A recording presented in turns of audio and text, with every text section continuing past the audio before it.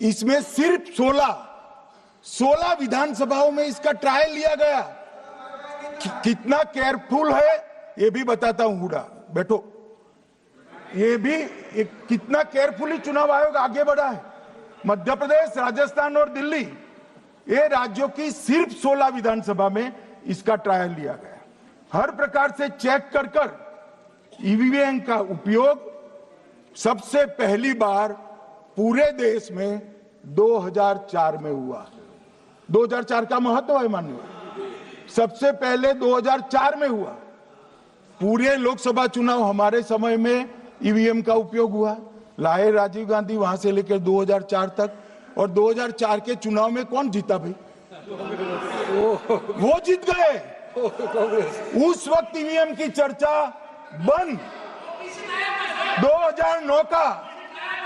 2009 का चुनाव हुआ, पूरा ईवीएम से हुआ, ये जीत गए। चुप्पी साध ली।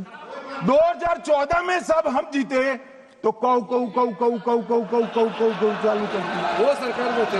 मान्यवर, ये क्या है? जब कानून आप लाए, मशीन आपने इंट्रोड्यूस किया, चुनाव आप पहला जीते मशीन से, दूसरा चुनाव जीते, मौत से 10 साल राज किया और हार गए तो फिर रोते हैं। मान्यवर, देश की जनता मानती है इसको। और दूसरी बात, जब चुनाव आयोग को भी लगा कि सच्चे झूठे आरोप होते हैं तो इस पर रिसर्च की एक प्रक्रिया हुई। मानिएगा 5 साल रिसर्च के बाद वीवीपीएटी की इंट्रोडक्शन हुआ। ये वीवीपीएटी क्या है? मैं जब वोट दबाता हूं तो समझ गए दादा, धन्यवाद मान्यवर। मैं जब वोट दबाता हूं तो मैंने कमल के निशान पर वोट दबाया, तो पास में एक पर्ची निकलती है कि आपका वोट कमल के निशान पर रजिस्टर हो गया है। फिर भी आरोप हुए कि पर्ची और ये 2 अलग होते हैं। तो चुनाव आयोग ने निर्णय किया कि 5% ईवीएम और वीवीपैट के परिणाम कंपेयर होंगे। तो मशीन खुला, इसमें 396 वोट मिले। तो वीवीपैट में कितने वोट मिले? तो 396 है या नहीं है, ये 5% मशीनों में मिलता है। मान्यवर, मैं आंकड़े लेकर आया हूं चुनाव आयोग को पूछकर आज कि कितने वीवीपैट और मशीन का मिलान नहीं हुआ। आज तक 16,000 मशीन और वीवीपैट का मिलान हुआ है, एक भी वोट का बदलाव नहीं। और ये जब मतगणना होती है तब उनके पोलिंग एजेंट बैठते हैं मान्यवर, परिणाम पर वो साइन करते हैं, दोनों प्रकार के, मशीन के और वीवीपीएटी के परिणाम पर भी साइन करते हैं मान्यवर। और ये इस पर आरोप लगा रहे हैं मान्यवर।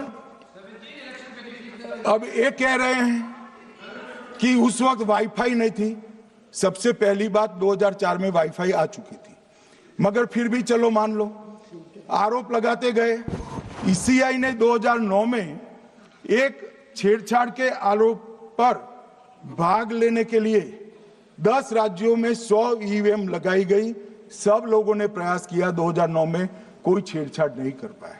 फिर भी आरोप लगाए तो 2017 में इलेक्शन कमीशन ने जून 2017 में 3 दिन तक ईवीएम इलेक्शन कमीशन की ऑफिस में रखे कि कोई भी पार्टी आकर, कोई भी टेक्नोक्रेट आकर, कोई भी साइंटिस्ट आकर ईवीएम को हैक कर बता दे। ये तो गए ही नहीं, ये नहीं गए मान्यवर। ये सिर्फ प्रेस में आरोप करते, ना अदालत में जाते हैं, ना चुनाव आयोग के पर जाते मान्यवर। मगर एक्सपर्ट भी नहीं गए। आप कोई एक्सपर्ट भेज देते भैया, एक्सपर्ट भी नहीं भेजा। और मान्यवर 2017 में फिर चुनाव आयोग इस निर्णय पर पहुंचा कि आने वाले सब चुनाव ईवीएम से होते हैं। अब चुनाव आयोग ने तो निर्णय कर दिया, मगर मैं भी साहब थोड़ा ज्यादा सोचता हूं। तो मैंने सोचा साला ये चुनाव आयोग कहता है कुछ नहीं हो रहा है, कुछ नहीं हो रहा है, तो ये लोग आरोप क्यों लगा रहे हैं?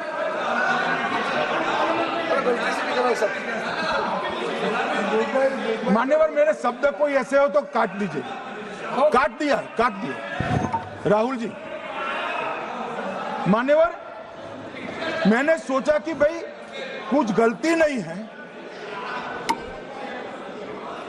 मान्यवर कोई गलती नहीं है तो लोग विरोध क्यों कर रहे। फिर मुझे याद आया कि मान्यवर जब इनके जमाने में चुनाव होते थे, बिहार और यूपी में सरकारें बनाती होती थी, पूरे के पूरे वोट के बक्से हाईजेक कर लिए जाते। ईवीएम आने से ये बंद हो गया, ईवीएम आने से बंद हो गया। और मान्यवर चुनाव की चोरी बंद हुई है, इसलिए पेट में दर्द हो रहा है। ईवीएम का दोष नहीं है, चुनाव जीतने का तरीका जनादेश नहीं था, करप्ट प्रैक्टिसेस थी, इसके कारण चुनाव जीतते थे। अब आज ये पूरे एक्सपोज हो चुके हैं। जब जनादेश पर चुनाव होता है तो आप जीत सकते हो, जीतो, स्वागत है उसका, मगर जब हारते हो तो अन्य कारण बताना, जैसे पहले मैंने कहा ऐसा बताना, ये ठीक नहीं है। मान्यवर कल मैंने लीडर ऑपोजिशन का भाषण स्वयं यहां बैठकर सुना है। पूरा भाषण उनका धागों में उलझ गया, थ्रेड्स में उलझ गया। मान्यवर ये कहते हैं पीएम का शेड्यूल देखकर चुनाव आयोग चुनाव तय करता है। मेरा सभी सांसद महोदय से करबद्ध निवेदन है कि चुनाव होने के पहले के 1 महीने पीएम का शेड्यूल, और पीएम को लगभग 24 और 16 कितना होता है, 40 महीना हो गया। इसमें से किसी भी 1 महीने का शेड्यूल दिखाओ।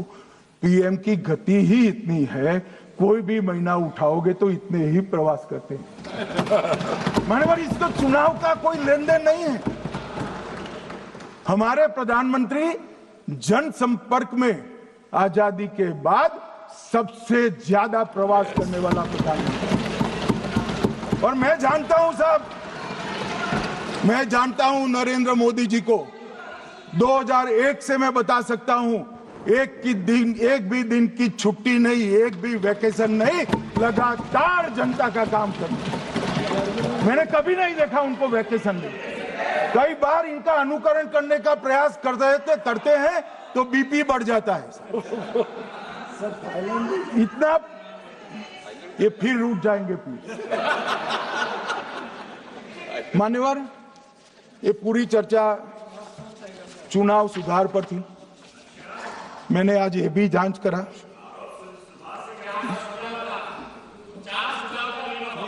सुनो ना जरा धैर्य रखो भाई। मान्यवर मैंने आज सुबह चुनाव आयोग के वहां जांच कराई। जांच मतलब कोई गोपनीय चीज नहीं पूछी है, आप इसका इशू मत बने। मैंने ये पूछा कि चुनाव सुधार के लिए मई 2014 के बाद कौन सी पार्टी से कितने आवेदन आपको मिले, क्योंकि चुनाव सुधार जो करना है इसकी प्रक्रिया क्या है। मान्यवर चुनाव सुधार सभी राजनीतिक दलों के साथ चर्चा कर चुनाव आयोग भारत सरकार के विधि मंत्रालय को भेजता है, और विधि मंत्रालय इसका कानून बनाकर संसद के सामने रखता है। ये प्रक्रिया है। तो मैंने सोचा कि इतना बड़ा हो हल्ला हुआ तो ढेर सारे चुनाव सुधार कांग्रेस पार्टी ने दिए होंगे।